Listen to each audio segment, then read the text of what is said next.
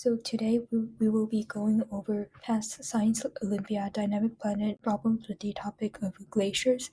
These problems will be reviewing previous content and be talking about continental glaciers. Glaciers that cover more than 50,000 square kilometers are called, and glaciers that cover less than 50,000 square kilometers and not confined to valleys are called.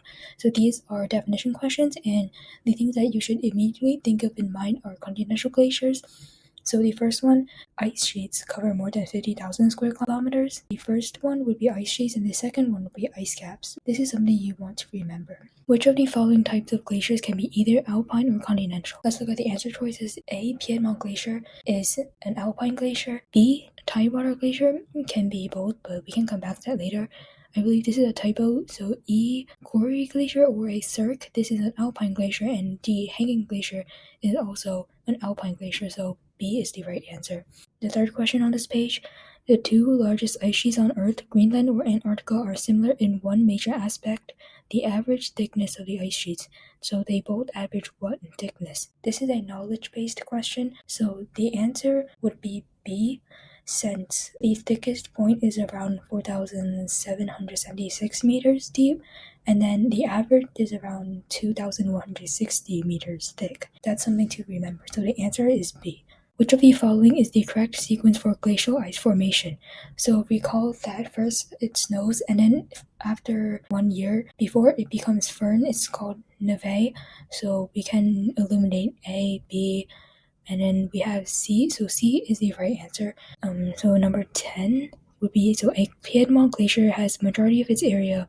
So if we call that a Piedmont Glacier has majority of its area below, or like on like the outwash area or floodplain area. So basically large areas of a Piedmont Glacier are situated below the ELA in the ablation zone. So the answer would be A. A glacier that is similar to an alluvial fan is called, this is a Piedmont Glacier because a Piedmont Glacier has itself spread on the floodplain in like a lobe shape, and an alluvial fan is also in a similar shape, also in like relatively low topographical levels. And you can also look at the other answer choices, which just doesn't make sense. So the answer is C. Accumulation occurs where, whereas ablation occurs where? The first answer says at the head of a glacier, and ablation occurs near the front of a glacier. This makes sense. If we look at the other choices, we know that they don't make sense. So A is the right answer.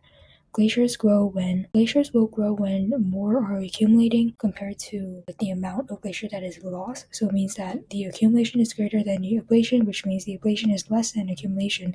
So it means B. The flow or movement of glaciers can be described by which of the following? So A says glaciers will always move downhill. This may not be true. It depends on what type of glacier we're talking about.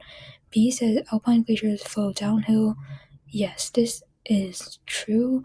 C. Continental glaciers tend to flow outward. This is also true, so the answer is D, both B and C. It's important to know that glaciers move via the principles of gravity, but when a question is phrased like this, they might want something more specific. That is when you want to take note of which type of glacier they're talking about. So yeah, the answer is D. Glaciers gaining and losing approximately the same amount of snow and ice are thought of as, so this means that the glacier is in equilibrium. So A is wrong, C is right, D we can eliminate, and B says in equilibrium and will recede. This is wrong because if the glacier is in equilibrium, it will not recede or advance. So the answer is C. The equilibrium line separates the accumulation zone and the ablation zone, so the answer is B. This is an easy definition question. Glaciers that are bordered by ice flowing relatively slower and are sensitive to the loss as ice shelf as its terminus are known as. This is not A because it does not describe a Piedmont Glacier. The answer would be B because, as we know, technically the definition of ice creams are that they're constrained by topography or by areas of slower moving ice. So the answer is B. You don't really need to know C and D to answer this question. So what would need to occur to transform an arête into a pyramidal peak? When you see the words arête and pyramidal peak or a horn, you should immediately think of cirques, and if you want to do the question really fast, the answer would be C, and that is correct. But just for informational notes, know that an arête is basically the edge that forms in a land from cirque erosion, and horns form from when more than two arêtes meet.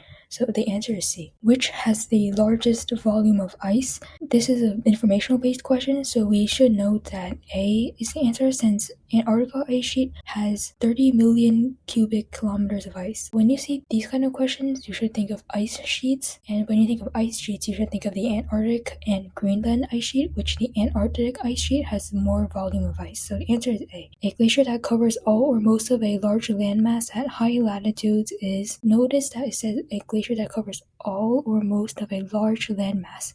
So the large landmass part and the all of it is the words I want to note here, so the answer is D. And the reason is because a continental glacier makes the most sense. So for example, if we take Greenland and Antarctica as examples, those are both ice sheets.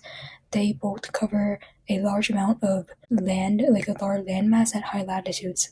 So D would make the most sense, and it's correct. If a researcher were to drill, when you see a long question like this and you see the answer choices, you probably should immediately know that it's just a question that tests you on basic knowledge on glacier formation. So we just skim through the question, and it basically says with the progression of snow type as the researcher makes her way down the borehole column, so as they go down. This means that at first we will probably find snow because it's the uppermost layer, and then we would, glacial ice would obviously be at the bottom. So after we find snow, we would probably find granular ice. So yeah, that eliminates A and C. So after granular ice, we will probably find firn, and then we will find glacial ice. So the answer is D. For these questions, just review the basics and you should be fine. In what general environments are glaciers found? This one, again, it's like an easy question. The answer is D. Glaciers are found at high altitudes, since at high altitudes it's colder and glaciers form there. And high latitudes, you can think of the polar areas. So for example, in Greenland or Antarctica, in Greenland there's relatively higher latitudes compared to New York. So the answer will be D.